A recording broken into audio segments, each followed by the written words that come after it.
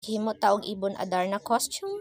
Our material is rubber and anaon nato siya pag-trace para tipid. Tapos mag-spray ta og light blue. Light blue na siya ha kay na ako'y dark blue, so para murag mo blend ang atong color sa atong ibon adar na ana siya.